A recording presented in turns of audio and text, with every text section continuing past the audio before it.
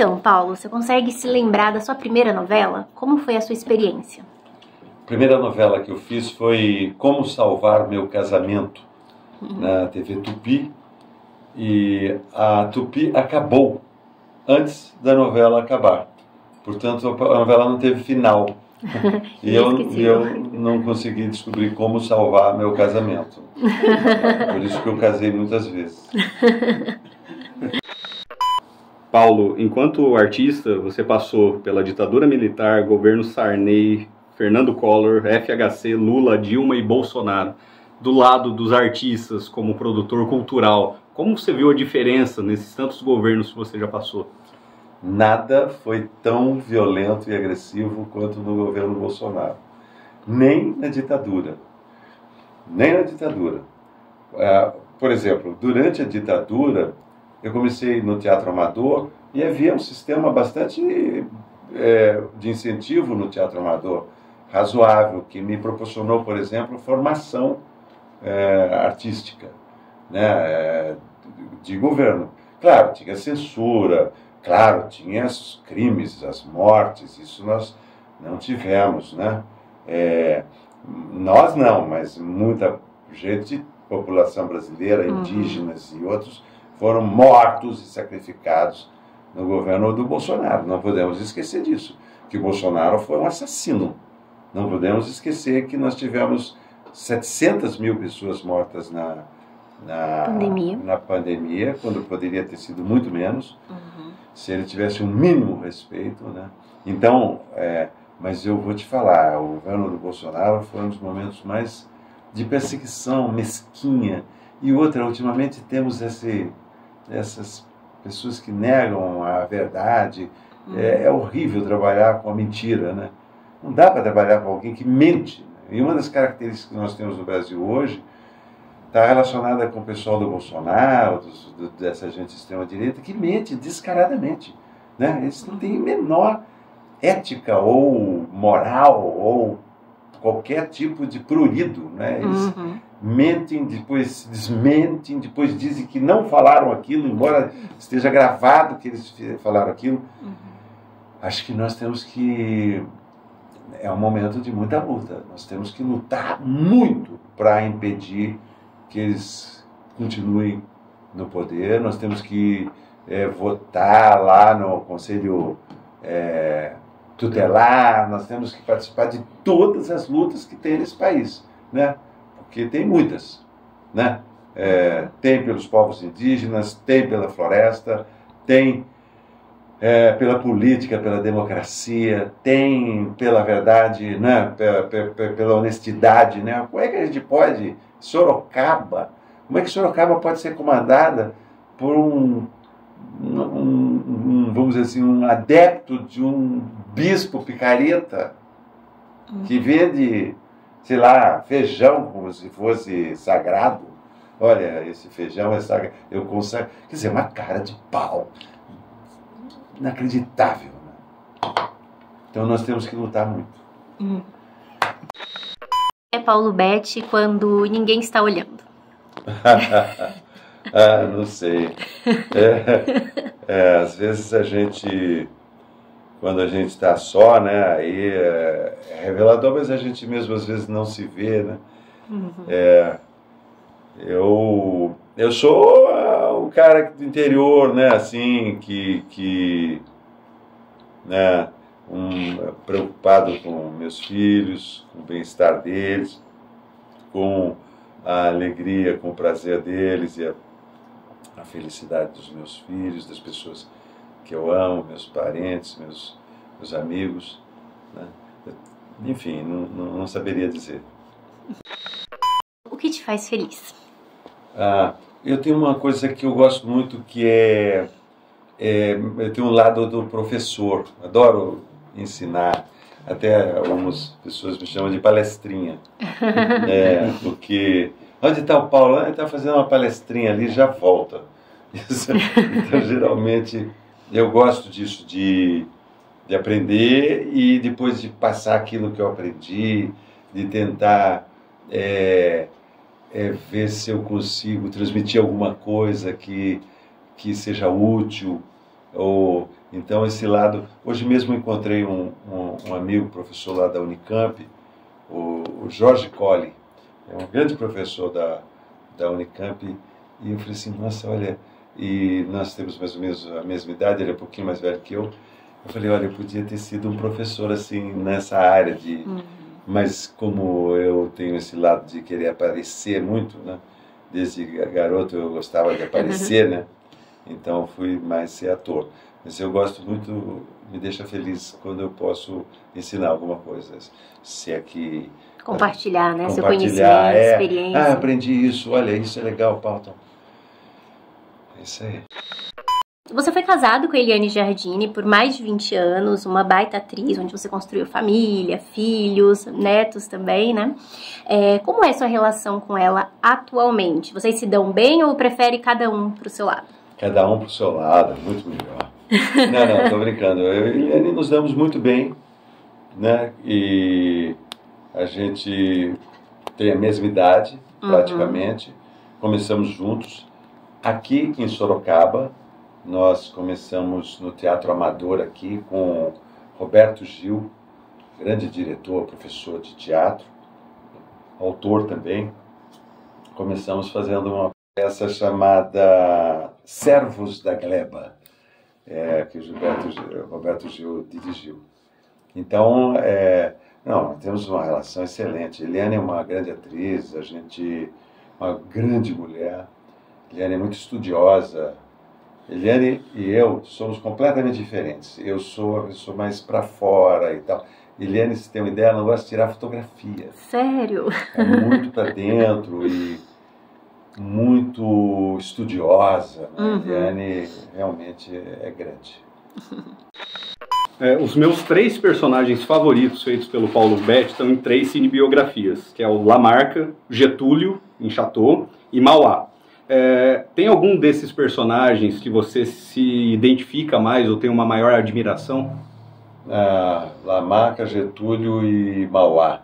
Eu acho que eu me apaixonei mais pelo Lamarca, porque o Lamarca tinha a história, né, trágica do herói, né? Quer dizer, ele se doou até a morte pelo ideal dele, né? Você pode discutir, mas os outros 2 personagens eu gosto muito também, mas a minha dedicação por exemplo, o Lamarca foi uma coisa mais emocional. O Mauá não, era um personagem de um livro de história, né? Quer dizer, não conhecia a mulher do Mauá, a filha do Mauá, no caso do Lamarca eu conheci nas pessoas próximas, né? Ele estava muito próximo, então foi isso. Vamos lá, você fez o Prefeito agora, que foi muito elogiado a sua atuação, então quero dar os parabéns à maravilhosa Anselmo, né? Anselmo Quejeiro. E você também já tinha feito outro Prefeito, e esse dom para fazer prefeitos aí, vai trazer para Sorocaba ou não? E como está sendo essa experiência? E em quem você inspirou para fazer esses prefeitos? Inclusive esse último, porque ele tem uma atuação bem peculiar, então da onde veio essa inspiração? Se algum prefeito em específico, algum ex-prefeito de Sorocaba, ou não, e se você tem interesse de entrar para a política, talvez não como prefeito, que você já tem todo esse treinamento, né? Mas como vereador, alguma coisa, entrar nesse não tem. Eu gosto muito da minha profissão, eu gosto de ser ator, eu acho que eu tenho essa vocação minha para a atuação mesmo. Desde criança eu sempre quis, sem saber, né? Eu não sabia, eu ia me formar, ia talvez ser médico, alguma coisa, mas o tempo todo, desde menino, eu já era ator mesmo. Quando eu lia na missa como coroinha, lá no Salesiano, no Oratório Festivo São João Bosco, eu lia, o padre dava as partes da Bíblia que ele queria que eu lesse, eu trabalhava aquilo, não lia de qualquer jeito, fazia as marcações das pausas, né? Então já era um ator ali, mirim ali, querendo, né? Então eu não gosto, eu gosto muito da minha profissão, eu gosto de ser militante político, eu gosto de participar, de dar opinião, de dizer para onde que eu acho que ter a pretensão de dizer acho que é por ali, acho que não é por ali. Enfim, isso eu sempre fiz. E sempre fiz, gostei de fazer, nunca fui neutro, nunca estive numa posição de neutralidade, não sei, me incomoda a neutralidade. Parece que Dante disse na Divina Comédia que os neutros são os primeiros a irem queimar no fogo do inferno. Então, eu não gosto. Até seria mais adequado, né, para um ator eu não me envolver tanto quanto eu me envolvo com política. Metade das pessoas hoje no Brasil provavelmente me odeiam pelas minhas posições políticas. Mas eu não posso achar. E isso pode até me prejudicar. Eu teria, digamos, mais seguidores, eu teria mais público, talvez, né? Mas enfim, isso tudo é bobagem. Eu agora já era. Eu já sou isso, já fui, já participei de diversos pleitos eleitorais, já me meti em diversas discussões. Vocês estavam falando aqui da polêmica com o prefeito. Isso não foi nada. Eu já tive polêmica. Eu fui cancelado antes de existir o termo. Antes de virar moda. Antes de existir o cancelamento, eu fui cancelado 3 vezes, assim, muito fortemente. Por expressar o que eu achava. E sem me incomodar, digamos, com aquele momento, se aquilo era adequado. Não, por isso talvez eu não seja político. Eu não sou político, essencialmente político, né? Assim, no sentido de pensar no que é mais vantajoso naquele momento, não. Eu falo muito o que vai pela minha cabeça naquele momento, e isso não é uma qualidade, talvez, para um político. Mas, enfim, admiro muita gente boa da política, né, que hoje cada vez são mais raros, né? Raríssimo. Mas tem muitos bons. Eu tenho um monte de gente que mas é tudo igual. Não acho que seja tudo igual, não. Tem gente que é muito diferente e que a gente pode acompanhar. Hoje, por exemplo, nos debates na CPI, por exemplo, né, você vê as pessoas, o comportamento, o discurso, né, como eles se justificam, como eles pensam, né? Eu acho que tem gente muito boa aí.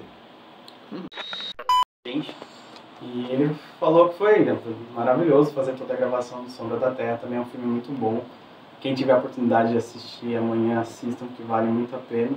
E ele soltou umas curiosidades de bastidores aí, falando que teve um dia que você ficou muito bravo, tá uma lua muito bonita e você não conseguiu fazer a filmagem nesse dia, porque não estava programada a filmagem nesse dia. Então conta pra gente como foi um pouquinho trabalhar, voltar para Sorocaba para fazer um filme na cidade, com um diretor que é aqui da região, o que você pensa dos diretores da região, dos filmes que estão sendo produzidos aqui em Sorocaba, e se você pretende algum dia voltar a fazer filmes aqui na cidade, ou dirigir talvez um novo filme aqui para a cidade, que acho que seria muito, muito legal mesmo a gente poder ter essa oportunidade de novo de vê-lo, tanto atuando quanto dirigindo.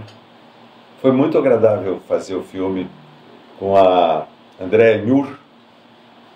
Andréa é filha da Janice Vieira e do Roberto Gil, que são 2 pessoas que estão muito ligadas ao início da minha vida no teatro. O Roberto foi meu mestre e a Janice foi a primeira pessoa que me trabalhou do ponto de vista do trabalho corporal. Ela é uma professora de balé, uma bailarina. Então a Janice foi uma das primeiras pessoas que mexeu com o meu corpo, digamos, de uma forma profissional mesmo, né? E então foi muito legal esse mergulho ali. E a Andréa, ela tem essa responsabilidade e ao mesmo tempo ela herdou esse talento, e ela tem o talento muito desenvolvido, né? Assim, uma pessoa muito sensível e uma grande atriz. Então foi muito bom. E o Marcelo, o projeto do Marcelo, a equipe, era uma equipe muito bacana. Foi um momento muito agradável aqui. Eu arrumei uma bicicleta, fiquei uma semana andando de bicicleta. Eu ia até Votorantim, voltar pela ciclovia. Enfim, eu gosto de fazer esse papel em Sorocaba do andarilho. Cinema e novela, qual dos três, qual o formato que você mais prefere contracenar? Olha, eu gosto dessas três atividades, porque o teatro ele é a base, né? É onde você aperfeiçoa seu instrumento, que é seu corpo, sua voz, sua memória, sua, né? Na frente do público, é ao vivo, dá para fazer sem iluminação, dá para fazer sem sem encontro, é um encontro, uma celebração, todo mundo junto ali. Então o teatro tem essa função. O cinema tem um outro jeito de fazer, né, mas é um pouco mais demorado, parece que fica mais. E a televisão é o momento, é a agilidade, é a rapidez, é você. Não tem muito tempo para inventar. Opa, vamos lá. Na televisão, você junta, então, o preparo que você teve com o teatro, o preparo que você teve com o cinema, e na televisão você tem que entregar, você tem que fazer. Não dá tempo de pensar. Essa novela, curiosamente, Amor Perfeito, eu não sabia, eu falei assim, como é que eu vou fazer esse personagem? Aí aqui em Sorocaba encontrei um amigo, quando eu vim lançar o filme, o filme do Marcelo Domingues, no lançamento foi o meu amigo Alvinho. O Alvinho apareceu e falou assim, lembra que a gente fazia assim, Paulo? Bidu Bardal, Bidu Bardal, quer dizer, era uma coisa boa, a gente falava Bidu Bardal, quer dizer, olha que legal. Eu falei, vou botar isso na novela, meu personagem vai falar, olha meu filho, que bom, você vai para a cidade, vai conseguir um emprego na capital. Então, você vai construindo, né, a personalidade. Foi que me levou. Aí o que aconteceu na TV, nessa novela? Logo no começo da novela, um pouquinho antes do início da novela, o meu irmão querido, José, morreu. E aí, então, ele começou a ocupar muito minha cabeça, né? Porque eu estava fazendo a novela, mas eu estava pensando no meu irmão, como era o jeito dele falar, como que ele... E aí eu comecei a colocar um pouquinho, e carregando mais o sotaque do personagem, no jeito de falar do meu irmão. Claro, não é o jeito de falar do meu irmão, mas meu irmão não falava daquele jeito, né? E outro, meu personagem era um cafajeste de quinta categoria, comparável a certos outros prefeitos.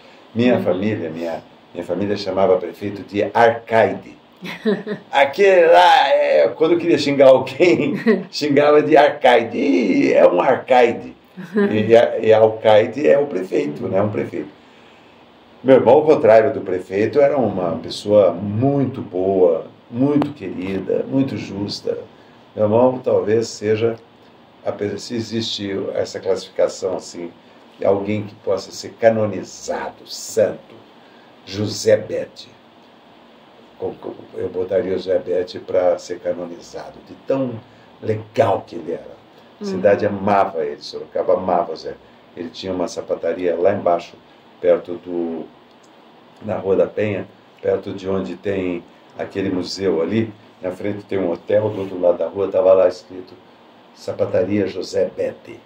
E ali meu irmão atendia.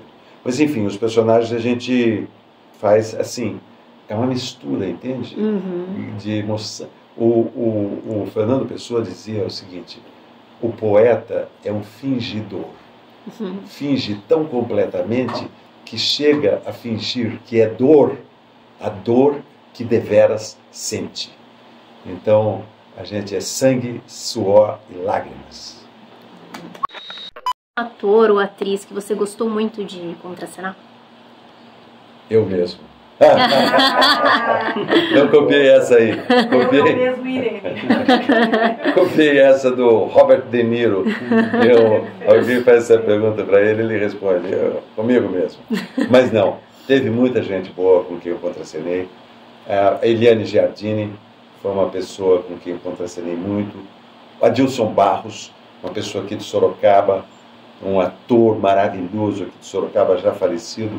Se vocês quiserem ver ele faz aquele filme Marvada Carne, é um registro de um trabalho grande do Adilson Barros, Eliane, e outros, José Vilca também.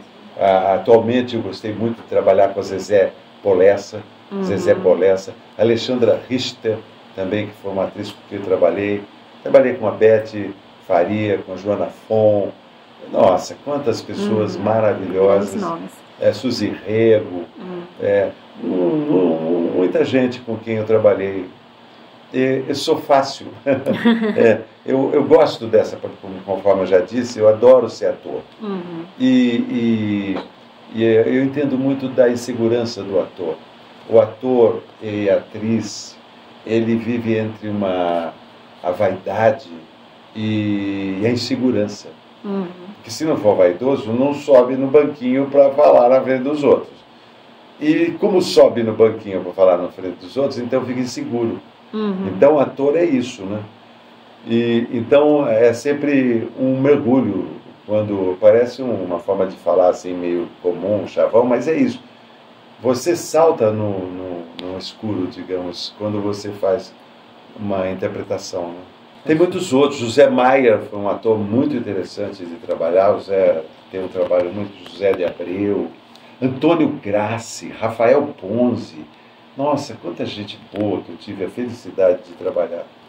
E algum deles, Paulo, você chegou a tremer as pernas? Você chegou a estar perto de você, já é um ator extremamente consagrado, já de tantos anos. Teve alguém com quem você conviveu, com quem você se aproximou e que você era tão fã que você chegou a dar uma bambeada? Sim,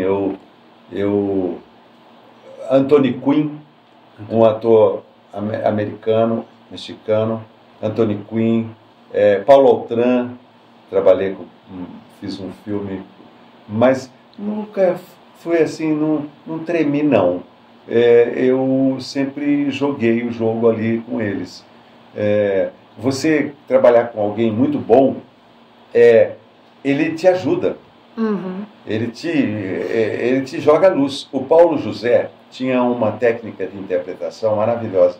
Ele uma vez foi assistir uma peça minha e falou assim: Paulo, faz de conta que você tem um pequeno refletor aqui no seu peito e você fica em cena tentando iluminar o rosto do seu colega que está em cena. Então, com isso, primeiro que você não fica todo torto, como eu às vezes fico, e segundo que você está nessa função, né? Gente, interpretar não era considerado uma arte. Lá atrás, o ator era um artesão. Depois, num momento da história da humanidade, talvez por volta de 1900, na Rússia, aparece o Stanislavski, que mostra que o ator é um artista também, que ele não só decora o texto, mas que existe um trabalho no trabalho dele que é a interpretação do texto e que isso é uma arte, tão arte quanto a pintura, tão arte quanto a dança, quanto qualquer outra coisa. Então é isso, nossa profissão um livro está assim numa estante, né? É uma peça de teatro, mas aqueles personagens que estão ali, uma peça do Shakespeare, de quem quer que seja, o ator ele dá o corpo e a voz dele para o personagem.